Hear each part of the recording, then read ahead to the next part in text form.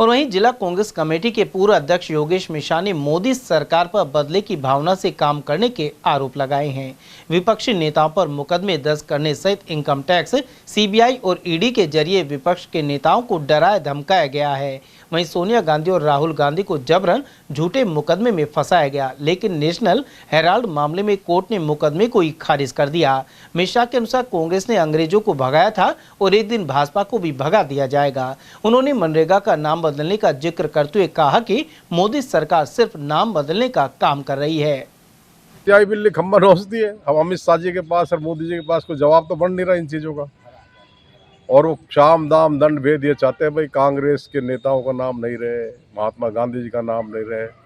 वल्लभ भाई पटेल जी जो लौह पुरुष थे वो तो गुजरात के रहने वाले थे, महात्मा गांधी जी गुजरात के रहने वाले थे, ये लोग खुद गुजराती हैं।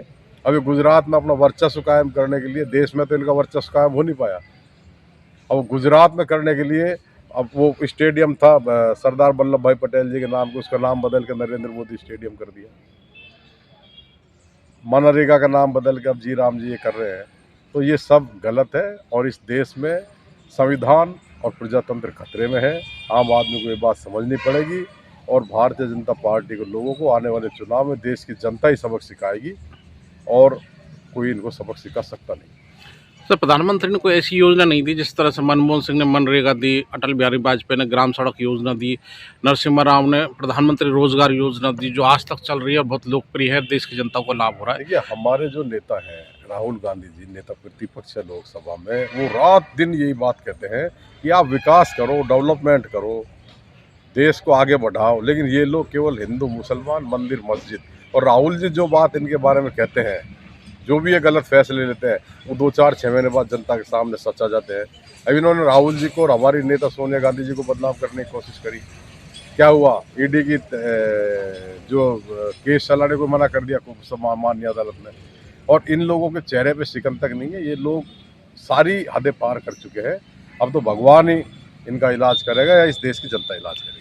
सर, ईडी में आपको लगता है कि जबरन केंद्र सरकार के दबाव में केस बनाया, कोर्ट में गए तो टिक नहीं पाया और उनको परेशान किया, बदनाम किया और छवि खराब करने का काम किया? अब छवि इनकी खराब हो रही है ना।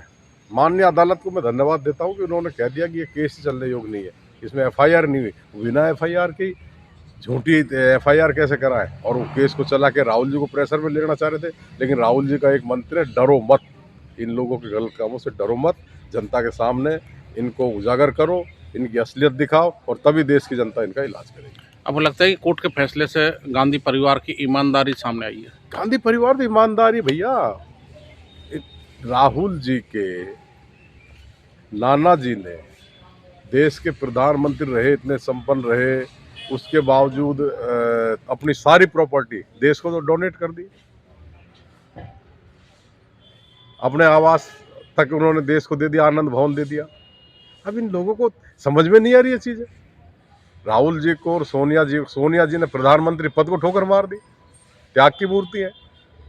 राहुल जी कहते हैं मैं प्रधानमंत्री बनना मेरा सपना नहीं है, मेरा सपना है इस देश में जागृति लाएं, और ये लोग जो आतिताई टाइप व्यवहार कर रहे हैं, ईडी, इनकम टैक्स, सीबीआई का दुरुपयोग कर रहे हैं, इनकी असलियत में जनता के सामने लाऊं, और जनता के सामने इनकी असलियत आ चुकी है। जनता आने वाले चुनाव में इनका इलाज करेगी और आप देखना 2029 के लोकसभा चुनाव में राहुल जी इस देश के प्रधानमंत्री बनेंगे, इस देश की जनता के आस-पास।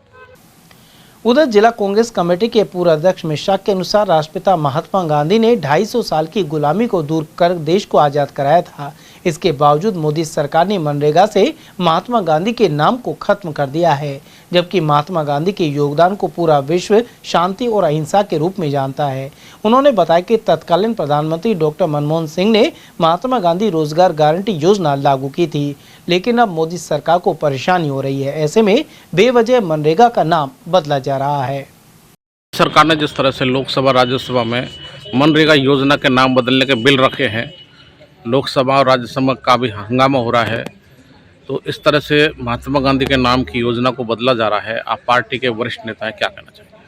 देखिए, महात्मा गांधी जी ऐसे संत थे जिनके बारे में कहा जाता है, दे दी हमें आज़ादी बिना खड़क बिना ढाल, साबरमती के संत तूने कर दिया कमाल। उनके सम्मान में जब मनरेगा चालू हुई तो उसका नाम मनरेगा रखा गया, महात्मा गांधी रोजगार गारंटी योजना। अब पता नहीं केंद्र की बीजेपी सरकार को क्या चिढ़ है माननीय राष्ट्रपिता महात्मा मोहनदास करमचंद गांधी जी के नाम से। जो व्यक्ति राम भक्त थे, जिन्होंने अपने अंतिम समय में भी हे राम कहा, जिन्होंने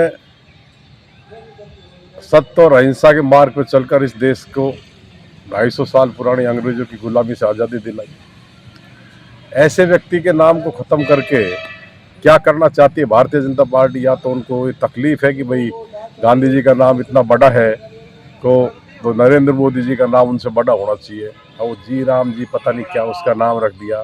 संसद में हंगामा हो रहा है, राज्यसभा में हंगामा हो रहा है, सारे लोग, पूरा देश थू-थू कर रहा है इन लोगों की कि महात्मा गांधी जैसे महापुरुष का नाम को ये लोग मिटाना चाहते हैं। लेकिन गांधी जी का नाम इतना बड़ा है, ये भारतीय जनता पार्टी के लोग जो गांधी जी के नाम को मिटाना चाह रहे हैं वो खुद मिट जाएंगे। गांधी जी हमेशा इस देश के हर आदमी के दिल में है, जहन में है और हमेशा अमर रहेंगे।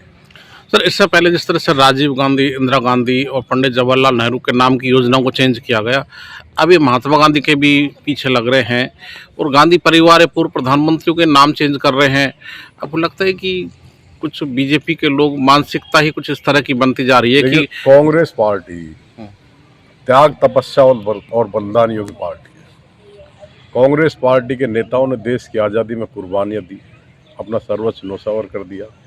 पंडित जवाहरलाल नेहरू जी जैसे लोग 11-11 साल आज़ादी की लड़ाई में जेल में रहे।